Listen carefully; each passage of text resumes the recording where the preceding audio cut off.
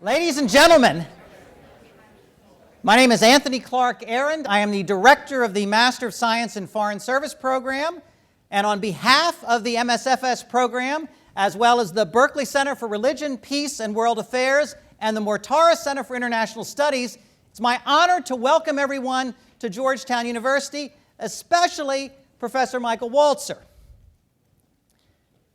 Of course. RPAs, remotely piloted aircraft, frequently known as drones, have figured much in U.S. foreign policy and have seemingly undertaken a major role in U.S. military operations. There are many questions surrounding the use of these instruments of warfare. There are policy questions, there are legal questions, and of course there are questions of ethics, questions of morality.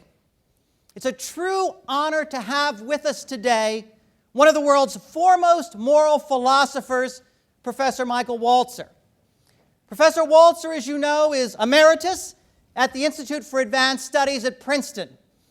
He did his undergraduate work at Brandeis University and his PhD at Harvard, and is one of the world's leading experts on ethical issues, in particular ethical issues that touch on both the use ad bellum, the rules relating to the recourse to war, and the use in bello, the rules concerning the conduct of hostilities. I would submit that perhaps everyone in this room has read his book, and if you haven't, you should, Just and Unjust Wars, which today remains the seminal classic in allowing us to understand both ethical and legal issues with respect to warfare.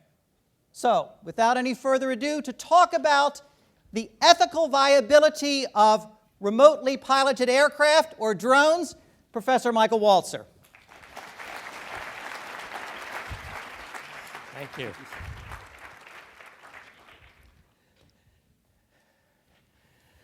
Okay, I promise not to talk for 13 hours. But I do need to say a word about the structure of my talk today.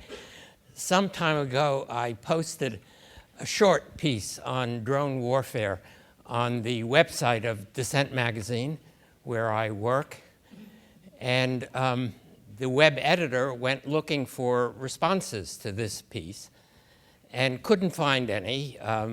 Either people agreed with it, or they weren't looking for a fight, or they were too busy.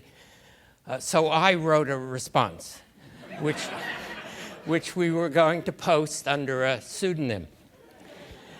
And then I got this invitation, and I decided to incorporate my response into my talk.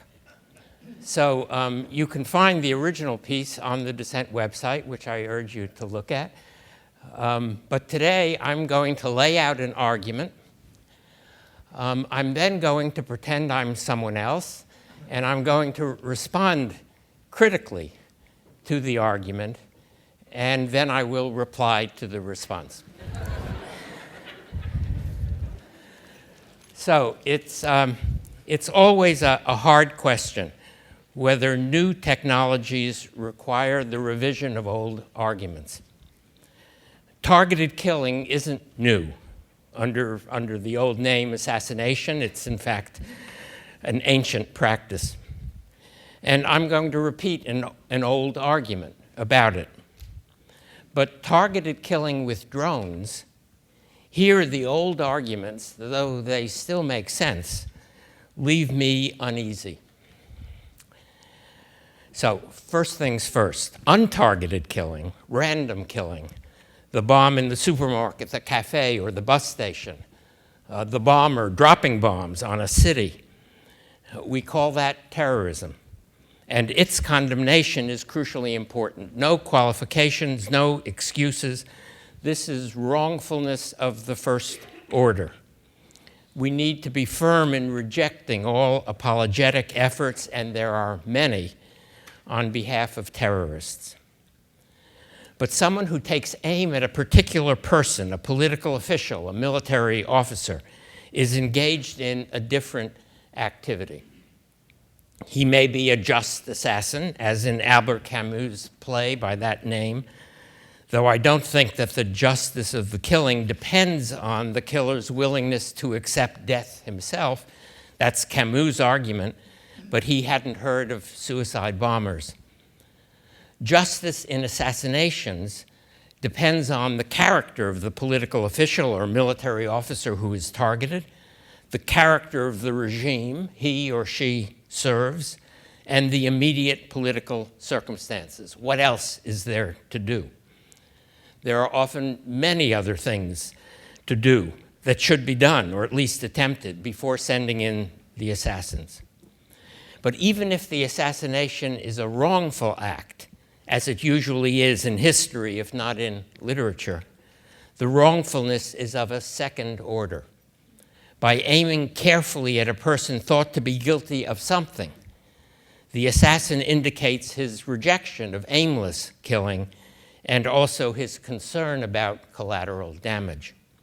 Someone in his organization probably thought that it would be better to kill the official's extended family or to put a bomb in the restaurant where he and his kind regularly dine. Our assassin refused to do that, or at least he didn't do that. Hence, his act, if it is wrong, is not as wrong as terrorism is. There are radical limits on political assassinations. In democracies, they can never be justified. The killing of an American president, even if you disagree radically with his tax policies, is easy to make out as a criminal act. It's only the blood of tyrants that waters the tree of liberty. And even with tyrants, a trial is preferable to an assassination whenever it is possible to bring down the tyrannical regime without killing its leader. Post-war and post-revolutionary trials of tyrannical leaders are often criticized as show trials or victor's justice. The trials are certainly meant to show something. They serve as an argument against the old regime and in favor of the new one. But they can also be just if the deposed leaders are accorded the same rights to which ordinary criminals are entitled. We know what a fair trial looks like, and a fair trial ranks far above assassination as a practical and also a moral response to tyranny. Long ago, I wrote a book defending the trial of Louis XVI by the triumphant French revolutionaries. The trial was organized by the Girondins, not the Jacobins, who later made a mockery of trials during the months of the Terror. The trial of surviving Nazi leaders at Nuremberg is an example of victor's justice, where the second word in that phrase seems to me to have been given its due. The international laws of war bar the killing of political leaders on the ground that they are the ones who will, in the end, negotiate the peace treaty. And that's a moral as well as a legal argument, given the value of peace. But some political leaders with whom we can't imagine negotiating are legitimate targets. Hitler is the obvious example. Killing Hitler would have been extrajudicial, but entirely justified. Tyrants do have to be targeted, however. Blowing up the neighborhood in which they live is not a moral option. In wartime, military leaders are obviously legitimate targets. A sniper sent to a forward position to try to kill a visiting colonel or general is engaged in targeted killing, but no one would accuse him of acting extrajudicially and therefore wrongly. We distinguish the military leaders of the state from its political leaders.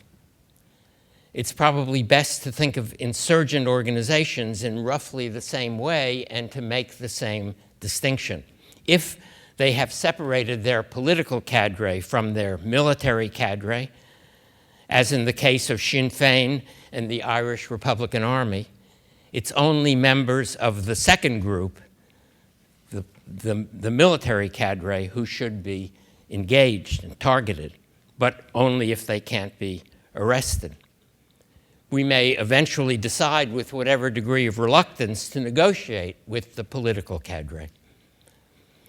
I don't believe that the same distinction is morally required in the case of terrorist organizations, which the IRA was, though it may be prudent to make the distinction, as the British did.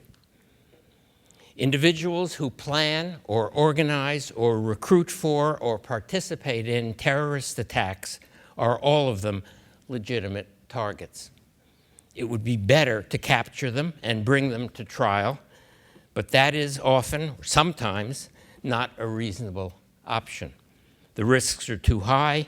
Innocent bystanders would be killed in the attempt. The planning would take time, and the terrorist attacks are imminent or actual. In cases like that, the phrase war on terror makes sense. More often, I think, the war is, in fact, police work, and targeted killing is not permissible for the police. A van carrying al-Qaeda militants is a legitimate target in Yemen.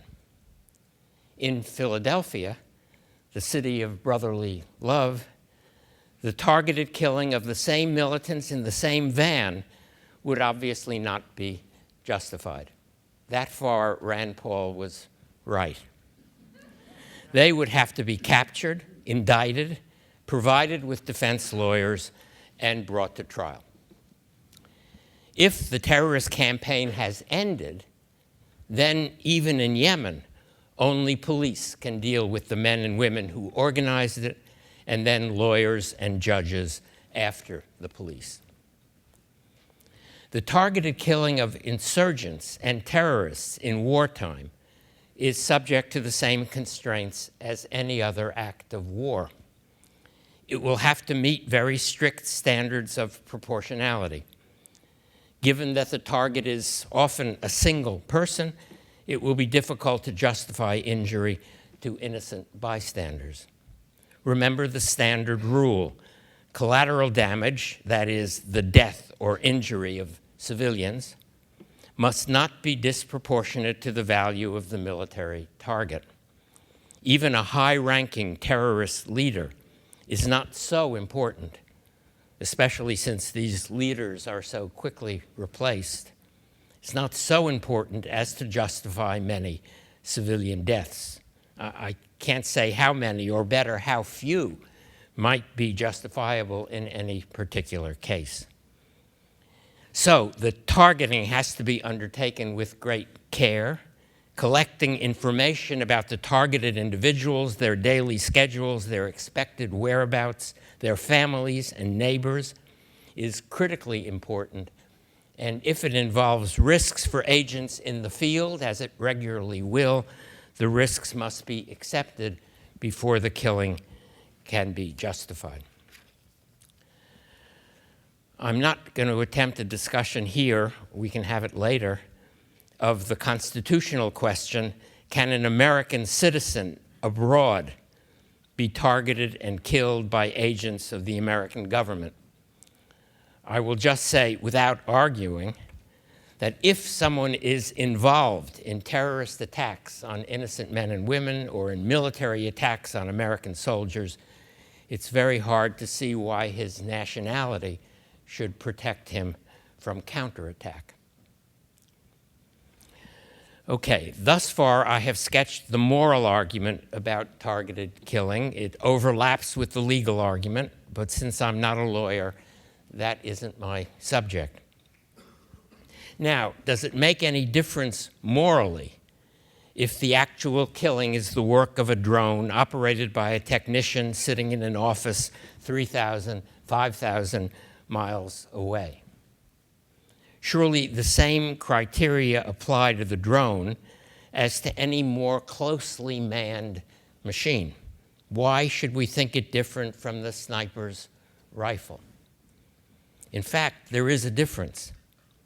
Killing by drone is much easier than other forms of targeted killing.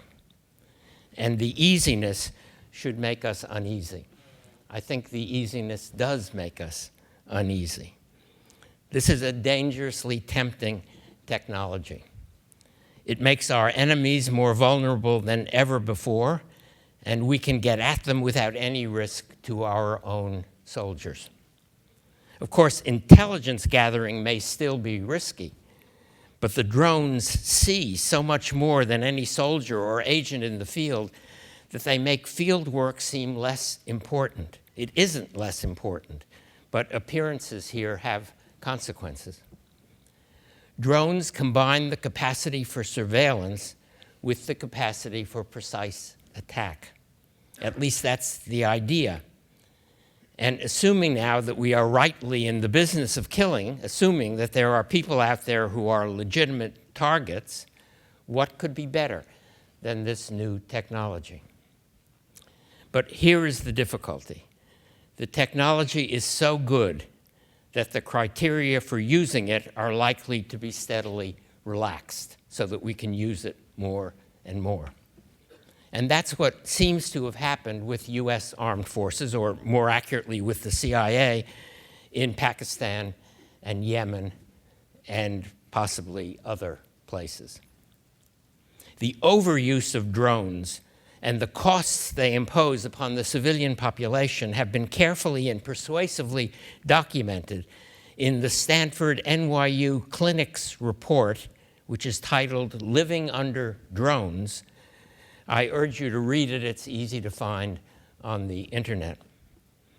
It describes what life is like in a Pakistani village, say, with a drone hovering overhead, sometimes for weeks at a time. The hovering allows for accurate targeting of a particular individual. It's possible to wait and watch for the best opportunity for a precise attack. At the same time, however, the hovering drone terrifies everyone in the village who live in constant fear of an explosion from the sky. This isn't a good way to win hearts and minds, and so there are prudential, political arguments against the overuse of drones. But I want to focus here on one striking example of how the moral criteria have been relaxed in order to justify both the use, the overuse, and the costs that drone warfare imposes on innocent people. According to an article in the New York Times almost a year ago, 20 May 2012, by Joe Becker and Scott Shane, President Obama has adopted what Becker and Shane call a disputed method of counting civilian casualties that makes it much easier to claim that drone attacks are not disproportionate to the value of the target. In effect, this disputed method of counting civilian casualties, and I'm quoting the Times again, counts all military-age males in a strike zone as combatants. So it's actually a way of not counting civilian casualties. If the targeted insurgent or terrorist leader is surrounded by or simply in the vicinity of a group of men who are between the ages of 15 and 60, and even drone surveillance can't be precise about that, an attack is permitted, and everyone who is killed or injured is counted as a legitimate target. This isn't a standard proportionality argument. It isn't a proportionality argument at all, and it also isn't targeted killing. The dead men who happened to be in the vicinity of the target were never themselves targeted. They were not the specific object of the attack, and we had no knowledge of what they had done or were doing or were planning to do. Now, there are ancient precedents for this sort of thing. According to Thucydides, in his History of the Peloponnesian War, when the Athenians captured the rebellious city of Melos, they, quote, slew all the men of military age. And according to the biblical book of Deuteronomy, when the Israelites besieged a city and, quote, God delivers it into your hands, you shall put all its males to the sword. Since the Deuteronomist goes on to exclude children, the two policies, Greek and Israelite, are identical. The new American doctrine is not the same as those two. We are not aiming to kill all the men of military age, but we have made them all liable to be killed. We have turned them into combatants without knowing anything more about them than their gender and approximate age. That wasn't right in ancient Greece or Israel, and it isn't right today. This new doctrine of liability, which for all I know or anyone knows may have been reconsidered and rescinded after the New York Times report, but assuming that it hasn't been, this new doctrine of liability suggests how important it is, I would actually say proves how important it is, to have all targeting decisions and the criteria according to which they are made subjected to some kind of institutional review. It can't be right that a couple of people appointed by the president, with the president apparently looking on, which I guess is commendable, but it can't be right that those few people make these decisions entirely by themselves. Particular decisions about particular targets need to be considered and debated by a somewhat larger number of people inside the government, but independent of the president's office and certainly of the CIA. And the general criteria for selecting targets, these should be considered and debated not only inside, but also outside the government by the body of citizens, by all of us, by you and me. I don't object to these killings because they are extrajudicial. My argument here refers only to people who are dangerous enemies and who cannot be brought to trial. But I do want their deaths to be discussed by, think of it as a kind of small jury, deliberating out of our view for obvious reasons, but applying rules that we know about. And it might also make sense to hold the jury members accountable in some way if they approve attacks that produce disproportionate numbers of civilian deaths. There is another issue raised by drone technology, which may or may not be actual, but which certainly warrants our discussion. Drones don't only make it possible for us to get at our enemies, they may also lead us to broaden, to widen the list of enemies, to include militant organizations that we don't like simply because we now can get at them, even if they aren't currently involved in or planning hostile actions against us. Our engagement with Islamist groups, for example, that right now have only local ambitions, may be justifiable, may well be justifiable, but that needs to be a subject of public debate. Drone warfare, when it involves only the targeted killing of real enemies, can, it seems to me, be justified under tough constraints. But the United States now seems to be using drones in a different way as the instrument of a more general and less focused warfare against groups of people, against assemblies or meetings or encampments where we don't really know much, or certainly not enough, about who is there on the ground.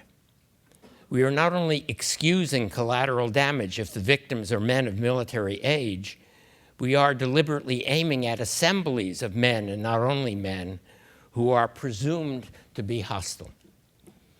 And it is, again, easy to see why this use looks attractive. Drones make it possible to attack enemies who hide in countries whose governments are probably unwilling and possibly unable to repress or restrain them. The war against terror, or asymmetric warfare more generally, is fought without a front against enemies who don't wear uniforms, who hide among the civilian population, and so the conventional use of ground troops, even commandos, is difficult. Sometimes it is impossible. That's why drones have been called the only game in town. but we should think very carefully before relaxing the targeting rules and turning drones into a weapon like all the other weapons. Their moral and political advantage is their precision, which depends on using them only against individuals or small groups of individuals whose critical importance we have established, about whom we have learned a great deal, and whom we can actually hit with precision. Using them like an advanced form of artillery, or like the old and not so smart bombs, isn't morally right or politically wise. And that last point can be driven home very simply. Imagine a world which we will soon be living in where everybody has drones. Okay, I'm going to stop now and try to construct a response to the argument that I have just made. I may not be the best person to do that. I may be prejudiced in favor of my own argument, but I am also the person most closely acquainted with its weaknesses. And since the issues here are very difficult, we need to look for and deal with the weaknesses if we can. So here is a response. I speak now, as it were, under another name, and I will refer to Walzer as if he was someone else. The likelihood that many states and many insurgent and terrorist organizations will soon possess drones is an argument, Walzer suggests at the very end of his talk, for the United States to limit their use, to adopt a set of tough constraints. One might say exactly the opposite.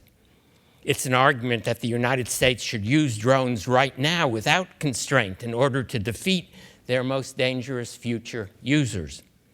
Why shouldn't we go all out while we have the technological advantage? Some of you will remember an argument of this sort in the late 1940s in favor of using nuclear weapons against the Soviet Union while we had them and they didn't.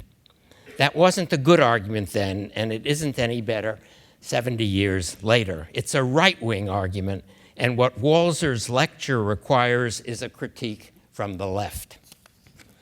So, if everyone will soon have drones, what should we do now? His answer to this question doesn't make sense.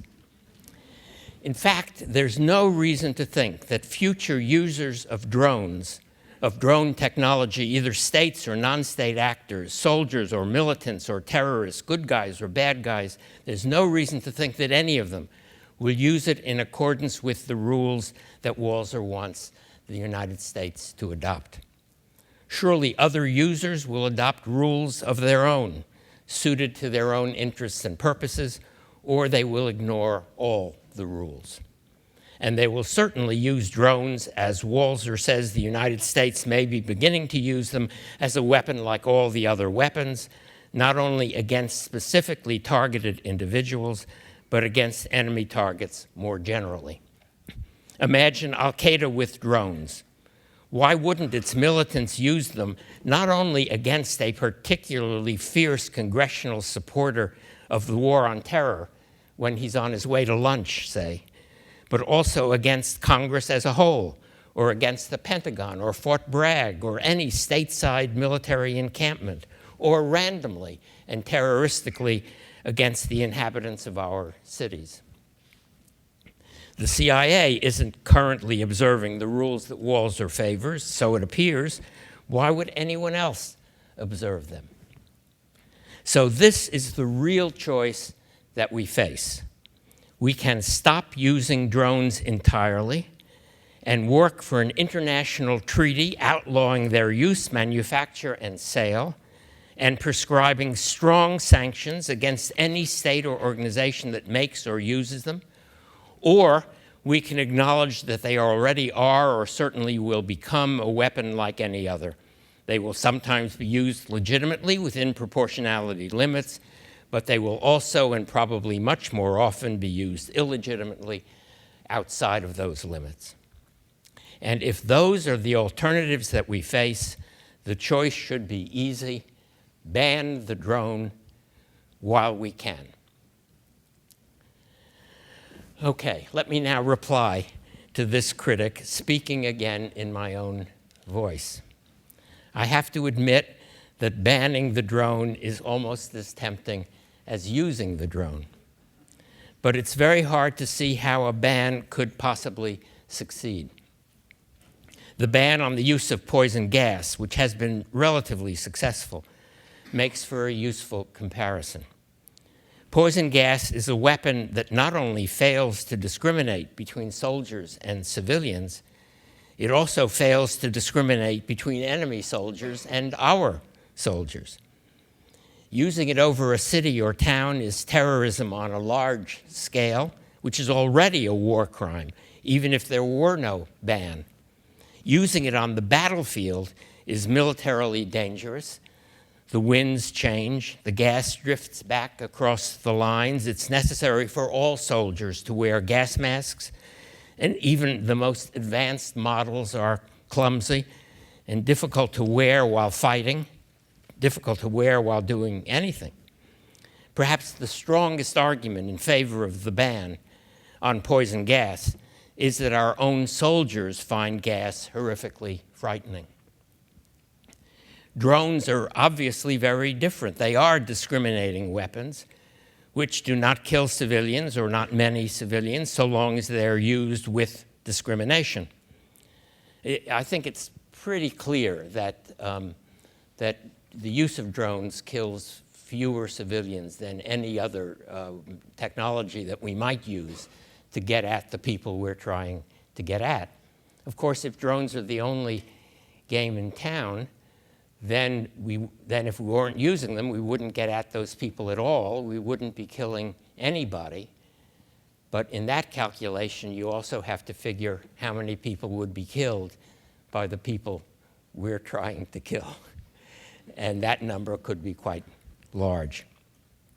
So they are discriminating weapons when used with discrimination. They are risk-free for our own soldiers. And the fear that they will be used by our enemies isn't generally universally frightening. I mean, it's frightening perhaps to the political officials who imagine themselves being targeted by a drone. But otherwise, drones are probably less frightening than any other kind of attack from the air. And so the strong feelings that led to the ban on the use of poison gas don't seem to exist in the case of drones. Anyway, it looks as if the proverbial cat is out of the bag, and we seem to be the ones who opened the bag. According to a recent report that I read in the Los Angeles Times, actually, a private American company is selling Predator drones to the United Arab Emirates, presumably with our government's approval. Surveillance drones are already being used or considered for use by police forces in the United States, and I would guess in other countries as well. Surveillance isn't the same as killing, obviously, but the technology is close enough so that if non-lethal drones are widely used, lethal ones won't be far behind. I've even read about very small surveillance drones with limited range that could, in the not-too-distant future, be sold in hardware stores, ostensibly so that you can check on traffic in your neighborhood, but you can also watch your neighbors from the sky or your children. The defense of privacy is not my subject here today, so I won't comment on the legitimacy of domestic surveillance. There are people who worry about it who don't seem worried at all about the use of drones outside of the United States. I would want to worry more generally. But given the likely proliferation of drones of all sorts, there doesn't seem any prospect of an enforceable ban on their military use. So we have to come back to the establishment of constraints on how they are used. Moral and legal rules of engagement for drone warfare. Of course, the rules will be violated, but that's true of all the rules of war, and in fact, it's true of all legal and moral rules. like the ones that govern democratic politics, say, which are often violated in this very city, or the rules that govern market behavior. Still, it's important to have rules, if only to make possible the public criticism and condemnation, and perhaps also the legal indictment of those who violate them. And one way to establish the rules is for the United States, the first country to use drones on a large scale, to proclaim and observe a code for this kind of warfare. The rules of the code won't be and shouldn't be anything new. They should just be emphatic. The users of drones claim that they are a highly precise weapon. They should therefore be used with real precision. That is, they should be aimed with great care against individuals chosen in accordance with criteria that can be and that are publicly defended. The proportionality standards should be tough, and they too should be publicly defended. That's what the United States can do, and then we will have a right to insist that other countries and militant organizations of all sorts follow suit, and if some don't, then at least our critique of their behavior will be honest and strong. Thank you.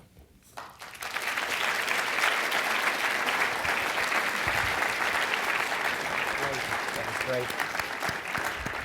We want to thank Professor Walzer very much, and now is time for you all to enter into a dialogue with Professor Walzer. We have 2 microphones situated here in the aisles, and I would encourage you to go to those microphones, and we will alternate here and there.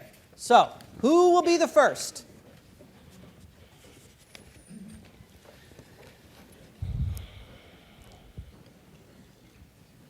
Please. Sir, my name is Kevin Kenny. I'm a 10-year veteran of the Air Force, and I just want to know, now that we have expanded the battlefield outside of Afghanistan and Iraq to Pakistan and Yemen, Somalia and other places, does that expand the battlefield to our home front as well? Is a bus of RPA operators going to their base here in America a legitimate military target? And by extension, any American service member here in America a legitimate target as well?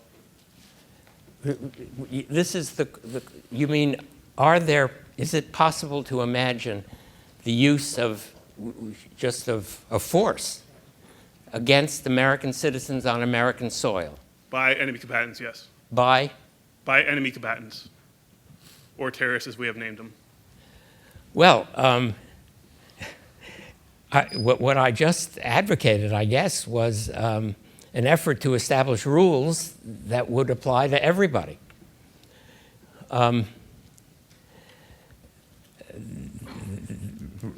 Reciprocity is a crucial feature of the rules of jus in bello. If they apply to us, then they apply to others. If the attacks are terrorist attacks, if they are attacks upon innocent people, if they are attacks designed to terrorize a population, they are unjust, criminal if we do them and if anybody else does them to us. If we are at war with, I don't know who, but if we are at war with somebody and they attack us, they attack military targets in this country, subject to the proportionality rules that we have accepted, those attacks would have to be recognized as legitimate acts of war. That could be an argument for banning the drone entirely, but I think it's a better argument for trying to establish enforceable rules.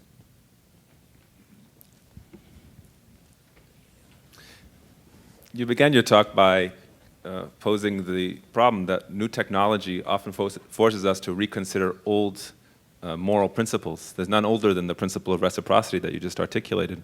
I wonder if we have to perhaps reconsider that one, considering the first part of your talk, the Walzer case.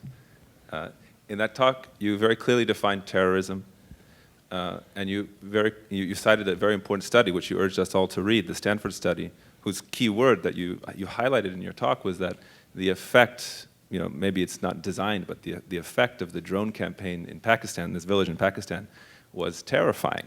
It was very terrifying. It seems, and you went on in your talk to discuss the conditions under which those who cause terrifying conditions to occur may be targeted for killing. You went in great detail and discussed all the different conditions in which a political leader or a military leader who creates terrifying circumstances like we're creating in Pakistan could be targeted themselves for killing. I wonder if this new drone technology and the terror that we're creating with it calls into question the old principle of reciprocity. Namely, these rules that Walzer discussed in the beginning, they only apply to other terrorists. They don't apply to the terror that we create with this new technology. That terror is fine. Let's do more of it. Maybe let's ask some questions after we do it, but never will we talk about applying the same rules that Walzer applied in his talk to ourselves.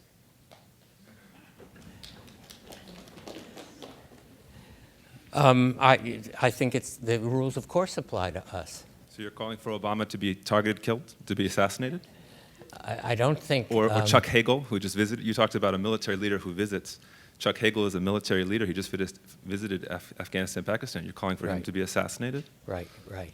Or are you just rejecting the principle of reciprocity? I don't think we have to worry about the fact that villagers are terrified, and we probably should stop using drones in the way we are now using them, hovering over a village for weeks at a time. Or we should invent drones that are not visible or audible. Would you find that less terrifying if an invisible death machine was hovering over your head? Would it be less terrifying than if it's visible? Just speaking honestly here, I think Walzer is either incoherent or he's rejecting reciprocity. Terrorism is the deliberate killing of civilians for a political purpose. Now we're getting serious. We are not killing civilians. Before you define it much more loosely, we are not deliberately killing civilians for a political purpose. In fact, it doesn't serve our political purpose to terrify those civilians. Okay. It's against our aim in the country. So that's an important argument against the use of these hovering drones over a village, because it isn't our political purpose to terrify those people. In fact, it defeats our political purpose to terrify those people. But we have used weapons like the atomic bombing of Hiroshima as a terror weapon. Sure. And I do think the people who made that decision were criminals, were war criminals. Fortunately, most of them are dead. We don't have to target them for killing. Right. Let me just encourage people to ask their questions. We do want this dialogue to go on with as many people as possible, so ask the questions and then maybe go from one mic to another if that's possible. So thank you. Yes, ma'am. It's working, right? Sarah Bechor, graduate student here at Georgetown. You distinguish the targeting of active combatants versus militant groups that perhaps aren't active currently as an imminent threat. And also you talked about the need for a small jury that could establish a code for who do we target, when, and how. I was wondering if you could perhaps go a little bit deeper into the difference between the preemptive and the preventive nature of drone combat, and I guess in the context of who do we target and what could be our reasoning, because if a militant threat could perceivably in the future be real, but currently we can't see that they're operating to a certain goal of targeting Americans or targeting other possibilities versus active combatants. So I was wondering if you could maybe go deeper into that. Right. So this is a miniature version of the preventive and preemptive, the argument over preventive and preemptive strikes. I don't think someone is a legitimate target unless he is actively engaged in carrying out planning or carrying out terrorist activities. If we think he may in the future be engaged in such activities, he's not a target.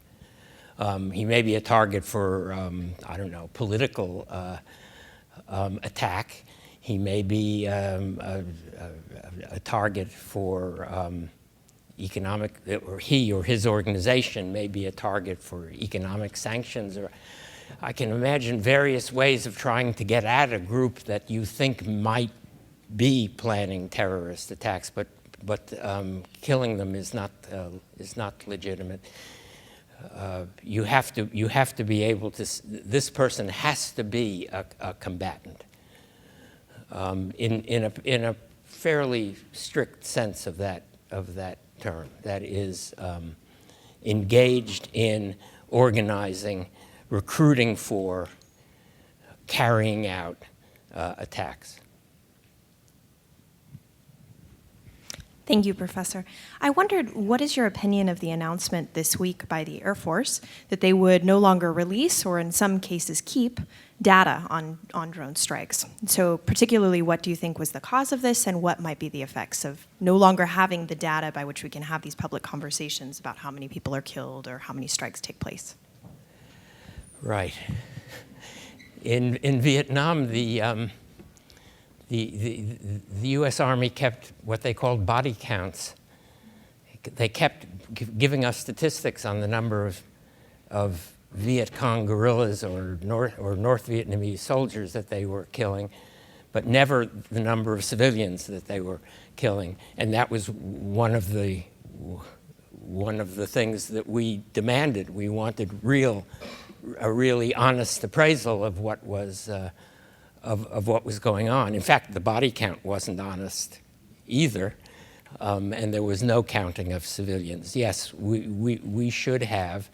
Well, the Pakistanis and sometimes the Afghan authorities give us counts, which are sometimes accurate and sometimes not. And we, in the past, have provided accounts which were sometimes accurate and sometimes not. But a serious effort to, yes, you can't make proportionality arguments if you don't know the numbers. So if they are admitting that they can't count the number of civilian casualties, then they shouldn't be planning attacks. Dolly Moorhead, oh, sorry. Which way are we? Hi. Dolly Moorhead, freshman in the college. I know that you spoke about the potential risks of the drones becoming more prolific and that their accuracy and the fact that, but also the effects of how they hover can create fear among civilians. But what is the balance that should be found between the actual accuracy and the success that we've had with drones in minimizing civilian casualties versus the fear of the civilians? Like, what is the balance that we should find there? Yes, well, that's, I don't know how to answer that. I don't know how to answer that question. Any form of warfare, any form of asymmetric warfare produces fear among the civilian population because asymmetric warfare is a struggle between a high-tech army and a low-tech insurgent force, and the insurgents hide among civilians in order to make things harder for the high-tech army. And if the insurgents are hiding among civilians, they are putting civilians at risk, and civilians will be terrified. But who is responsible for terrifying them? Where does the moral responsibility lie? Does it lie among the insurgents hiding, using civilian cover, or does it lie with the army attacking insurgents who are using civilian cover? In fact, if the army doesn't attack with great care, this is in fact the real question. It's that is crucial to all forms of deterrent warfare, and is being debated now in the U.S. Army. What risks do soldiers have to take to reduce the risks they impose on civilians? That's not an easy question, and it's a question that has to be decided on the ground by junior officers who control the tactics of the struggle. What risks do they ask their soldiers to take? I don't know how to quantify that. I can't. It's not quantifiable. It's you want junior officers with the moral sensitivity to make those kinds of decisions on the spot. I can give you a standard example, which is one of which is a typical incident in Afghanistan, which prompted the new rules of engagement that General McChrystal issued, and which many soldiers resented. American troops take fire from the roof, from Taliban fighters on the roof of a small apartment building in an Afghan town. They don't know who's in the apartment building.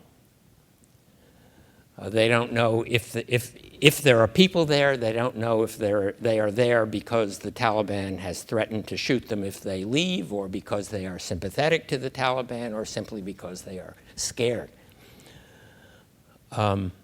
So what should we do? It's a decision of the American officer on the ground. And I was told that in the old days, before McChrystal's rules, it was quite common just to pull the soldiers back and call in an airstrike on the building. And if there were people in the building, they got killed, and you got the militants on the roof, presumably, and the others were collateral damage. The new rules of engagement say you can't do that. You can't call in an airstrike if you don't know who's in the building. So what do? Well, you can try to get soldiers on the roof of an adjacent building so that they can shoot directly at the Taliban. You can have a real firefight, but that puts the soldiers at risk, a risk that they wouldn't have at all if you called in an airstrike. Or you can send soldiers into the building to find out who's there. And that also puts the soldiers at risk. Or you can just pull back and say, well, we'll get the guys on the roof another time. We'll fight with them another time. This isn't a good time because civilians are at risk, and you just withdraw. You leave the field to the enemy, which American soldiers are not supposed to do. But that is, according to McChrystal's rules, that's sometimes what you should do. And that's the real issue. Now, you assume the civilians in the building are terrified, but who's terrifying them?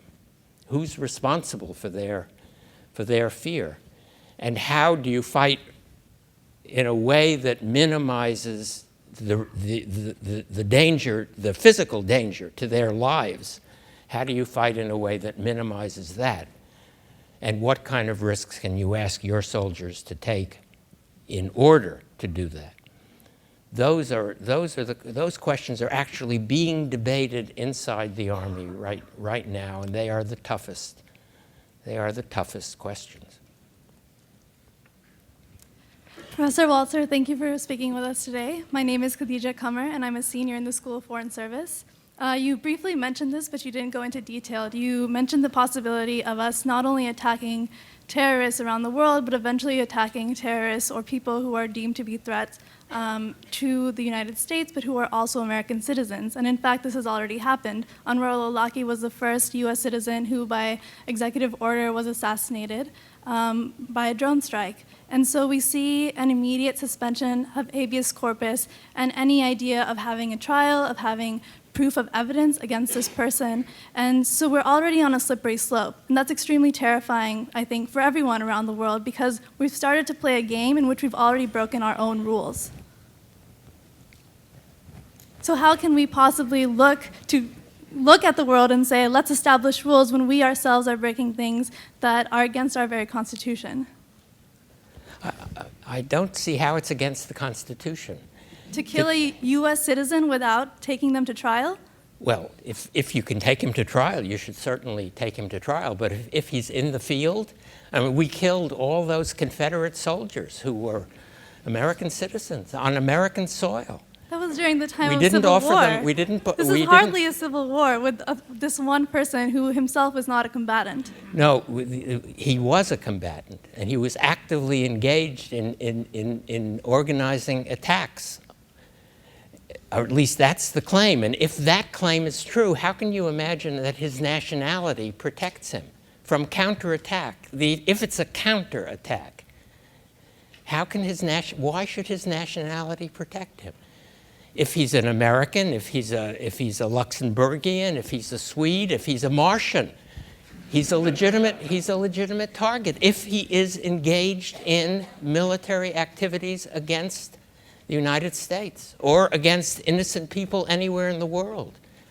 But somehow that still doesn't ring true because that would apply to all of us, and then all of us would no longer have the right to defend ourselves in trial if we were to be indicted by the United States government without any proof of evidence against us.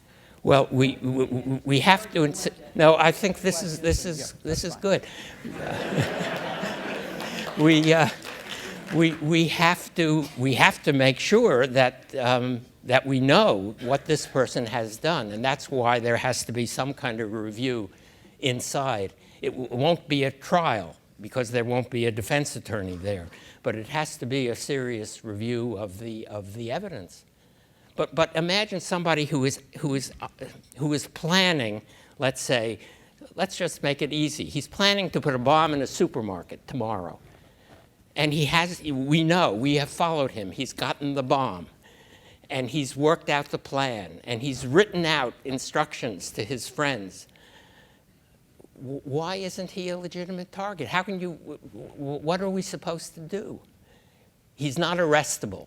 He's not, you can't dial 911 and get him and take care of him that way. So what would you do? Well, I think that's a question that we do need to consider, but at the same time, it seems extremely scary that we can immediately jump to the conclusion that we can immediately suspend the rights of American citizens. Well, I wouldn't immediately jump to any conclusions. I agree there. Okay, thank you very much. Hi, Professor. Barty Ramani at the School of Foreign Service. You mentioned that a jury should be present in the decision-making process when it comes to drone strikes. In the CIA right now, there's a committee of legal representatives from the DOJ who write briefs before every strike. Do you think that this is sufficient? I mean, I guess as a critic of drones, you would say no. But why do you think this is ineffective, and what should we do instead? Yeah, I use the word jury, it could be a committee, but it does have to be people who are independent of the people who are carrying out the attacks, who are looking at the evidence from some kind of critical distance. I mean, the critical distance can be measured in inches. I'm not talking about, they don't have to climb a mountaintop and look down on the CIA, but there does need to be an independent eye on the material, I think, and that's I think a fairly widespread view now. It is one of the advantages of it's one of the conclusions I think that many people have come to now that we are finally having a public discussion about this use of force. I just want to know if the DOJ, as an outside, I guess, legal counsel, isn't effective or hasn't been effective up till now. What would you recommend in? I'm not sure. I would like to hear proposals from some good lawyers about how to do it. The Department of Justice is a possible resource in this sort of thing, except that it answers to the president, and you might want somebody who doesn't quite do that. Brian O'Connell, graduate school here at Georgetown. You mentioned we would like to write these rules before it really proliferates throughout the world. The Congressional Research Service recently released a report saying over 50 countries have drone programs. The Israelis, the Italians, the Austrians have been selling them pretty substantially throughout the world.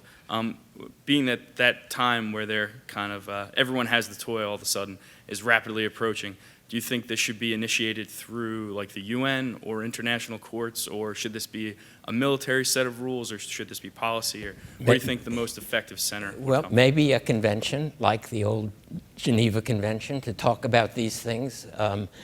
I hadn't thought about the extent of the proliferation already. I do know that the Pakistanis are now using drones and blaming us if they kill civilians when they do it, which is interesting.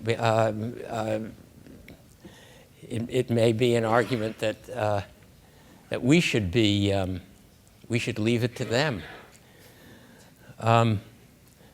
But yes, I do think that given the number of users, there should be some kind of international gathering to think about what the rules should be, and we should get countries signed on. Hi, Greg Meyerhoff. I do robotics engineering for the military. I can hardly hear you. Can you? Hi. So, sorry. So just sitting here and listening, just one thing came to mind, is kind of obvious, I guess, is that war sucks. But as time goes on, you're going to progress in technology and find faster, more efficient, and cost-effective means to accomplish a primary goal. And I don't think a lot of people realize is that drones is kind of more of a recent term. Actually, military has been using unmanned vehicles for the past 30 or 40 years. It's only recently that it's been turned towards militant strikes. At least that's what's been popularized. One of the things that people are seeing now is, yes, it is more precise, it is more cost effective. About 1/3 of the Air Force is actually autonomous, and that only represents 8% of the total spending of the Air Force. Everything else is human. So I'm not going to say one way or another whether it should be used or it shouldn't be used, but you discussed on should we ban it. And one thing that's very hard to ban is a technology when it's already out there, especially when designs get done. People say drones is really autonomous vehicle, whether it's in the ground or in the air. You can build one for about $200. In fact, people have been doing RC designs for many, many years. Why isn't some from some militant group armed a little pro helicopter, knocked off some 5-year-old, took his candy and bombed someone with it? You can do this. It is possible, and you can release the trigger. You can get full-time video view of your target as well. Question where I'm going with this is the FAA is going to say in 2015 that they're going to release the ban on autonomous vehicles. Currently, it's limited at 400 feet, and universities actually have the most amount of allowances in the country over commercial. So in the case that there could be a commercial use for this, in many areas, they're estimating agriculture would be some area. How is anyone actually going to prevent any type of commercial use for this when it's already being done and the universities hold the majority of the certificates from the FAA to allow it? Yes. It's interesting what sorts of questions were once politically significant questions that aren't anymore. In the 1930s, there was a famous series of Senate committee hearings organized by an isolationist senator from North Dakota, I think, Senator Nye, was it?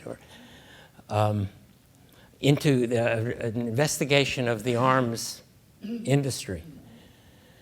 And there were actually members of the U.S. Senate back then who thought that weapons should be produced only by the government, that the monopoly on the legitimate use of force, which defines a state, should extend to the manufacture of weapons. I think it would be very useful to reconsider that idea, the notion of commercial, I assume that the American company that sold Predator drones to the United Arab Emirates had to get government approval. I'm not sure about that, but I assume they did. But I don't think the manufacture of weapons of that sort, perhaps of any sort, should be, these weapons are not commodities. They should not be for sale. They should not be. They should not be subject to the vagaries of the free market. This should be a government I'm not saying monopoly. weapons. I'm saying just the unmanned vehicles themselves, which can carry weapons. That's going to be allowed. Drones is just a subname for the things that kill. Right. As well as So you're surveillance. saying that won't work either. just The saying ban it's won't work, already and being a allowed. government monopoly won't work. Yeah, a kid can buy one. So then online. I hope that the United States has begun serious research on anti-drone technology. Thank you.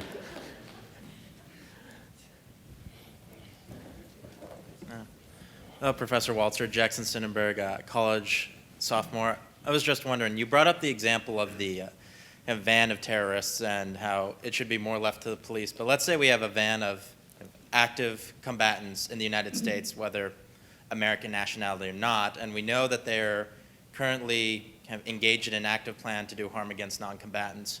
Would, say, a drone strike or any sort of close to precision strike that would also happen to endanger U.S. civilian lives be justifiable at that point or not justifiable, and what grounds on either? Yeah, I think that the distinction that we have to make is between what you might think of as a zone of peace and a zone of war. Yemen today is a zone of war. We have, in the past, we have actually tried to arrest al-Qaeda militants in Yemen, or at least with the help of the Yemenis police, we have tried and failed. So Yemen is a zone of war. Philadelphia isn't. And I think the United States is, until we are in the middle of something that I hope we never are in the middle of, a civil war. This is a zone of peace. We rely on the police. The police cannot use these kinds of weapons. The police have to seek to arrest and people and bring them to trial. We actually need, it might be interesting for philosophers to try to work out. I assume there are rules of engagement for police, but there is very little philosophical reflection on why the rules of engagement for police are different, as they should be different, from the rules of engagement for soldiers. And I think that's an important and interesting philosophical topic. For example, the argument about collateral damage really doesn't apply to the police. If the police can't get a fleeing criminal, can't shoot a fleeing criminal who is armed and has killed himself, if they can't shoot him without threatening to kill or endangering people around him, they're supposed to let him get away. They're not supposed to fire into a crowd, but soldiers can do that in war. And so the rules of engagement for police are different and should be different. And it may be that if we find ourselves in an age of global terrorism which comes home, that we would have to think about what those rules are. But right now, we have to insist that they are not the same as the rules that apply to soldiers. Thank you. Hello, Professor Walzer. My name's Cynthia Schneider. I'm a professor here in School of Foreign Service, and I had the great pleasure of taking your course at Harvard, an unnamed but very long number of years ago. And it's just great to have you back here, and wonderful to listen to you again. Yesterday we had a discussion of grace and politics here at Georgetown, and today to have a discussion of morality and war it's a great week here. I want to ask you a broader question. How do you evaluate, or do you evaluate, the toll taken on the broader image of the United States by the morally dubious use of drone warfare in general. This is something my friend Peter Singer touches on a little bit in his book, Wired for War. But these questions have been very kind of specific. I want to take it a little broader. Do you think it does take a toll on the general image of the United States and the ability of the United States to be, which is a dubious thing anyway anymore, but to be a kind of moral example in the world? Yes, well, I think there are probably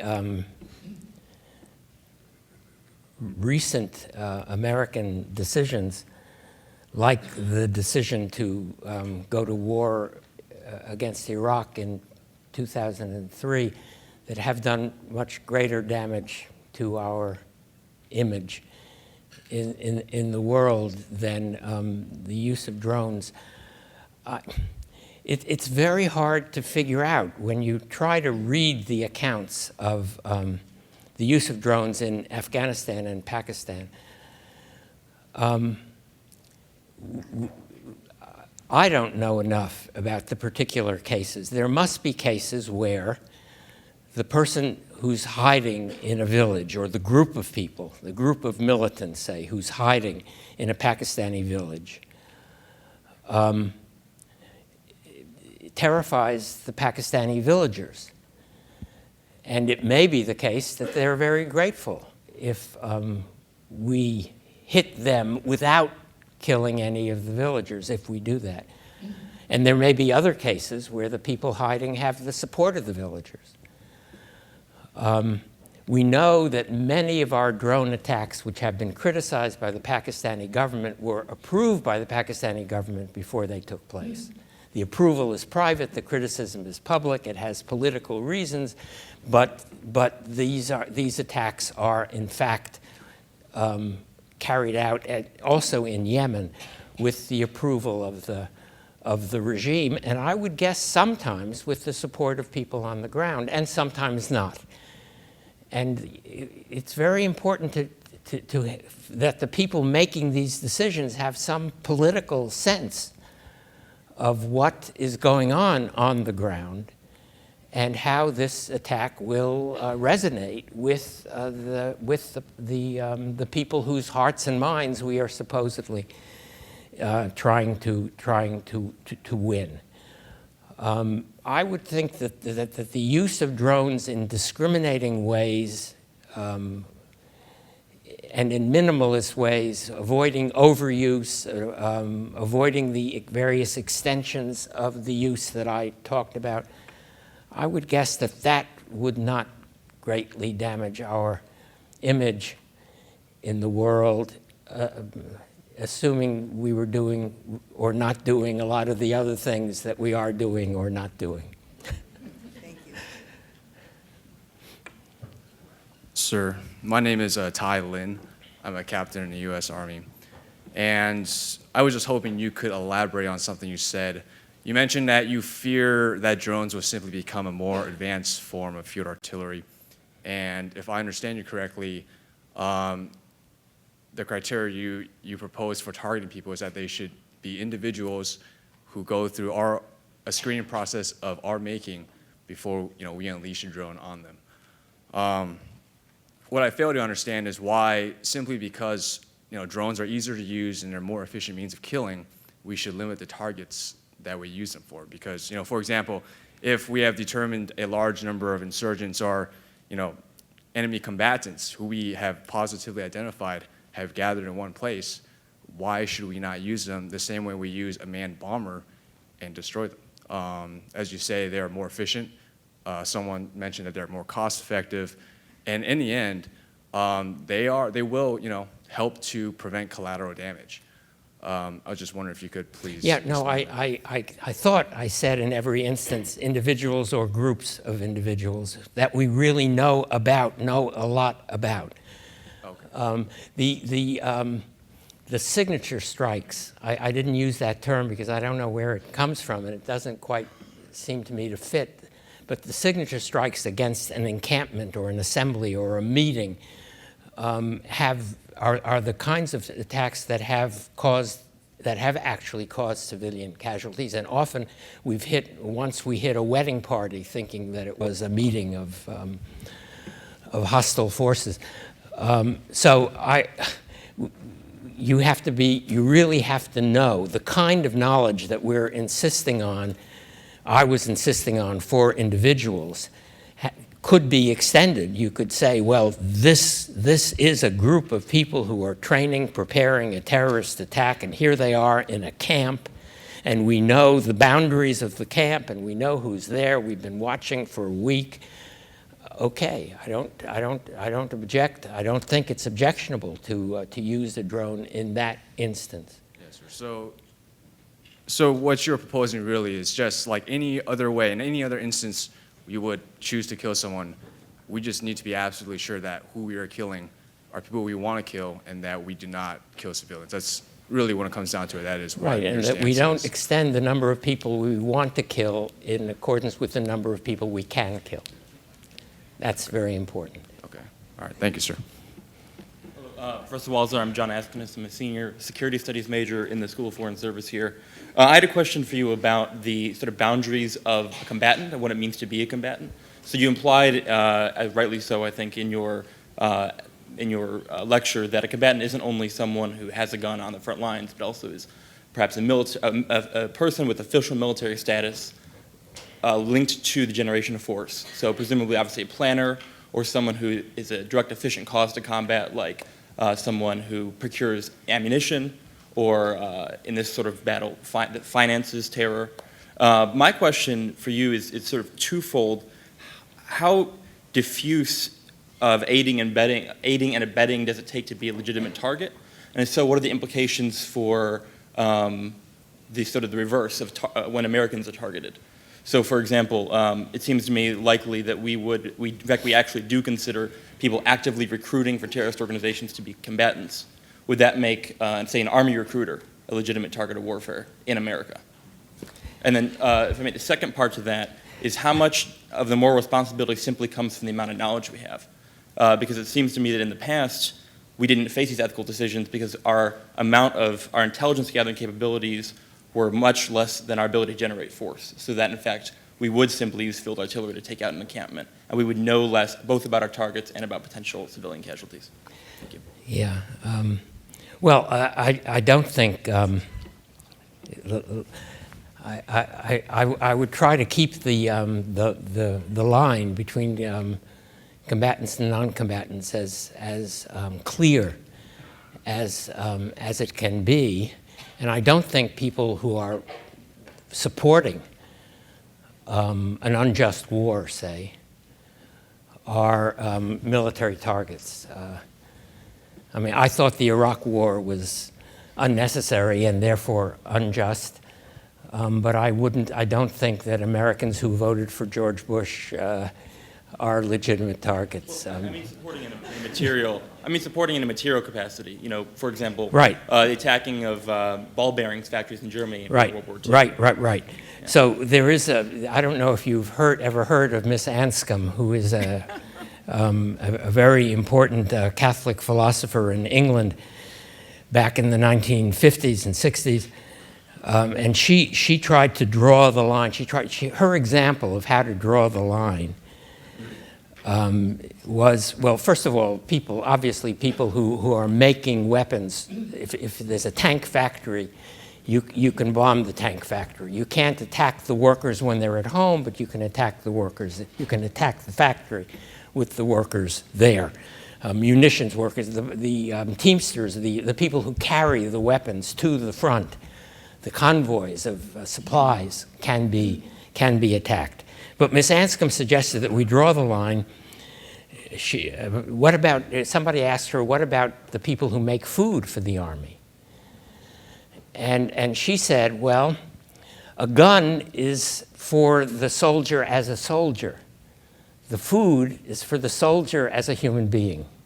So the food factories, even if they're only producing K rations, are not a legitimate target, but the rifle factory is a legitimate target. And that's the way she drew the line. And I think it's a useful thought experiment. People who are engaged in activities that directly support the war effort. And I guess that would also include research activities, although, yeah, as a professor, I have to worry about my fellow professors. But I guess that would include research facilities if they were directly related to the war effort. But political supporters of the war, it's like the distinction we make between military leaders and political leaders. Political supporters of the war are not legitimate targets. That's not what I meant. But then the second part of the question, what implications does that have for Americans, say a researcher at Harvard who operates on, on drone technology, or an Army recruiter who's recruiting infantrymen in Philadelphia? If we're attacking terrorist recruiters in Yemen, does that mean that by that extension that our recruiters are legitimate targets of military force? I don't know. The Army recruiters who came to my high school, that's a very long time ago, wore uniforms. They were military people. They are targets. Yes, that's we wish all of our enemies wore uniforms.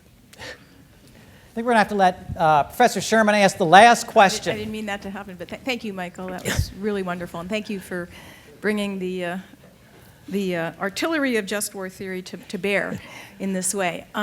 Classic, wonderful piece. But one thing that came up in the questions, and I noticed it's a terminology question about remotely piloted vehicles, unmanned vehicles, autonomous was used. So we had this conversation a few weekends ago amongst a computer person who is very, very concerned about the terminology, that we ought not to use unmanned vehicle. We ought not to use autonomous. You mean ought not to ought not, because it implies that there's not human moral agency on the other side, when there is human moral agency on the other side. There are targeters, there's legal folks, there's us, moral philosophers, there's us, the public community. And we're all making and responsible for the moral decisions that lead to more remote piloting, but there's still, whether they're in Nevada or they're at the White House, whoever, there's moral agency that is just X degree removed, but it's still ours to claim. Are you concerned about terminology? I noticed you used remotely piloted vehicle. No, I didn't. Oh, you didn't? Oh, he did. That guy, Aaron. I just groaned on. I can't beat that. No, I think moral age. It is an important question. I gave a version of this lecture at Sarah Lawrence a week or so ago, and a student came up to me and said, "Isn't it just like playing war games?" And I thought, well, I've never played war games. I've never watched the screen where, and my grandchildren are not allowed to play war games. So I really have no experience with this. But no, it's not the same, because there is moral agency, and I'm told that the people sitting 5,000 miles away experience it that way and feel this as they should, feel the strains, not entirely differently than someone in combat does. And I think it's important, and I think the public debate, the sense that we have to join this argument, that's very, very important. Let us thank Professor Walzer for a wonderful, provocative presentation.